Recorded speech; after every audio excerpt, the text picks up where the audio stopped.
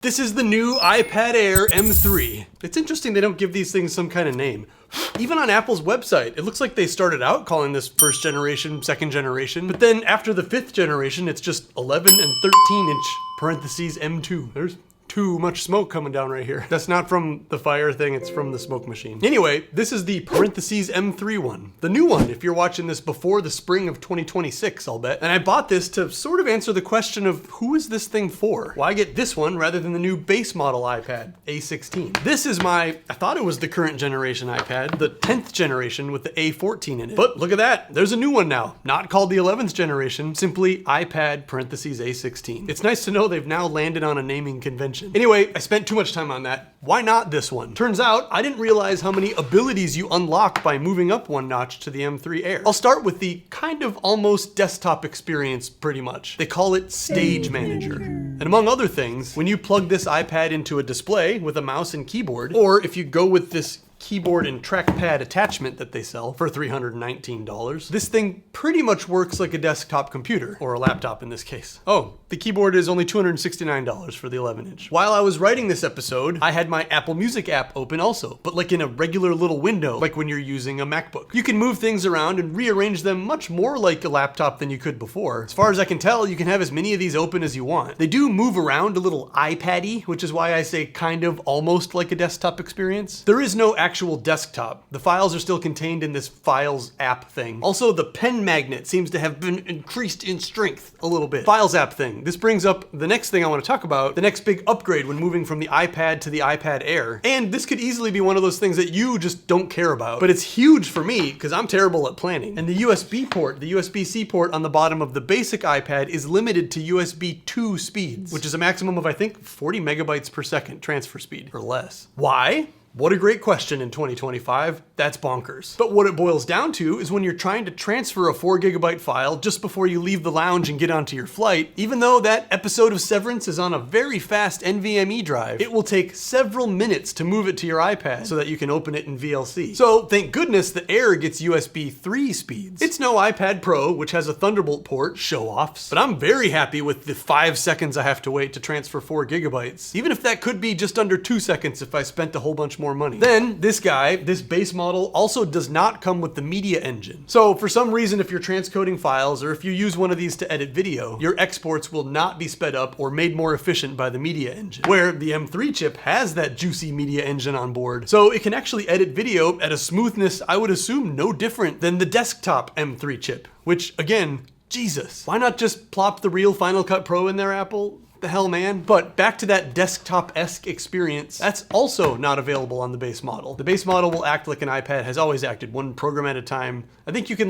do the side-by-side thing, but you can't make little windows that you can move around and have one in front of the other. You can still use this somewhat like a computer. It's way easier, well, easier for me, a Gen Xer, to type on one of these clacky mechanical keyboards, or mouse around on the screen with a mouse if I'm actually trying to get a bunch of emails out, or write stuff in earnest, or answer a bunch of comments on a YouTube video. And you can do those things with the base model. It sees a hub as a hub. And actually, it can make use of all the ports on the back of a studio display too. So you can connect a whole bunch of things at once through this USB 2 speed connector, and somehow still be able to push out video to a monitor. Something tells me there might actually be more than USB 2 speeds at play down here, but what do I know? I'm just a robotics engineering school dropout. But you cannot extend the display into a second screen with this iPad. You can't watch your favorite stock and cryptocurrency crash in real time on one screen while you attempt to be productive on the other. With the iPad Air, all of these dreams are realities. 150,000 people watch this channel each month, but only a couple thousand now subscribe to it each month. Come on.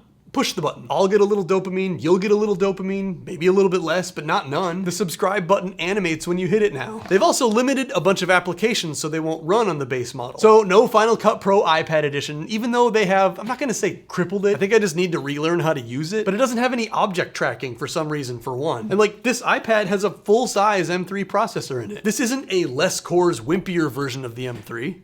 This is the whole thing. It'll benchmark right alongside the M3 MacBook Airs. Yes, there's no fan, and I recognize the tangent that I'm lingering on, but there's no fan in the MacBook Air either. Aren't these supposed to be the same color? Oh, maybe they're the same color. Maybe that's my lights. So this thing is technically perfectly capable of running full Mac OS, and I really wish they would just turn that on. I'd happily sacrifice the extra SSD space to have both OSs installed on here. I think we all know why they won't, but I really wish they would. I mean, I get it. I wouldn't want to use full Mac OS as a passenger in my wife's car. Probably not while laying in bed holding this thing up over my face. But at a desk, I would. I'd be happy to do basically everything on this machine if it was running Mac OS. I just made a video about the M4 MacBook Air and how surprisingly good at all the stuff that I thought I needed a MacBook Pro for was. Did I say that right? Whatever. It's nuts. But no, instead I have to buy one of these too. You got me, Apple. You'll always have me. This also means the new Assassin's Creed Shadows game, which is excitingly coming out for Mac and iPads with M-series processors, will not run on the base model iPad. I downloaded the Assassin's Creed Mirage, which they ported over to iOS and iPadOS, and I really hope someone just did a half-assed job on the port because the graphics are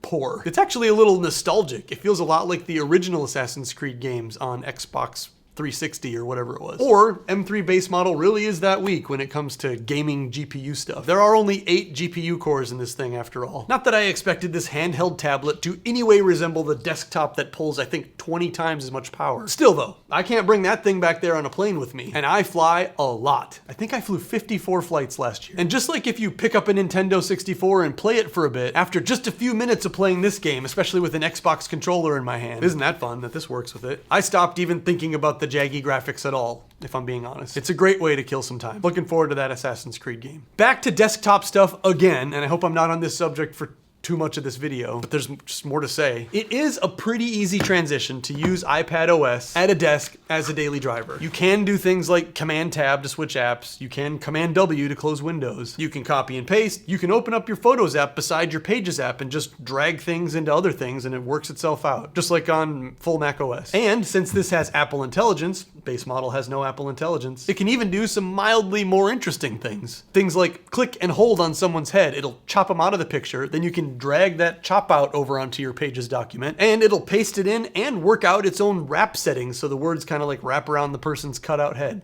That's pretty cool. Maybe not altogether all that useful, but that's pretty cool. So I've been using this thing for a couple of days on my desk, just answering emails, responding to comments, looking things up on the internet through ChatGPT. I took a Zoom call when I was at my mom's house at lunch the other day. And I will say, once you get a bit of muscle memory down for going between programs and finding files for stuff, especially if you use iCloud for files, because in Numbers, your spreadsheets are all just in the program. In Pages, your pages are all just in the program. Emails, messages, whatever, they're all just where they are. It's all a pretty good experience. If this was my first computer, this would be pretty easy to use. I think office worker people could use this as their main computer. All right, and the last thing I wanted to address, because man, a lot of you find this to be really important. And sure, nothing against your argument. I don't even have an argument, but apparently not having the 120 hertz screen is a deal breaker for a ton of people on the M4 MacBook Air. So I mean, you can just stop watching now and put up the extra money for an iPad Pro or whatever Android equivalent exists, because this is a 60 hertz screen. I didn't really see the point of getting one of these things with its own cellular. Who's ever more than arm's reach away from their phone, and your phone can just tether to this and provide it internet. So that was an easy money-saving choice for me. And then yeah, I think all the regular iPad stuff, like iOS games, Reddit, Instagram, doom scrolling, there's not really a processor speed component to any of that. So if that's all you do, base model's the way to go.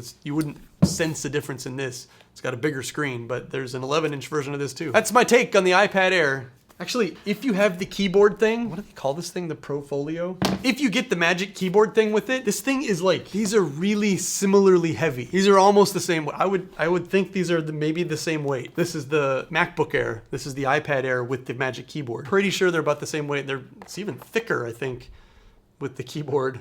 It's funny. So this does turn it into a laptop, but then you don't get Mac OS. But you can't use this as a tablet. The very last reason you would get an iPad at all, they don't make you put this away. They don't make you put this away when the plane's taking off or landing. They make you put this away, even though it's kind of funny. These are the same thing. These are the same thing. They're the same size. They're about the same weight. They do all the same things. Have to put this away when you take off. You don't have to put this away when you take off. So wait, who is this thing for? Like, it does phone stuff, but on a really big screen. It does sort of computer stuff, but in a limited way. But they don't make you put it away for takeoff and landing. So I got that going for me. Thank you. Goodbye.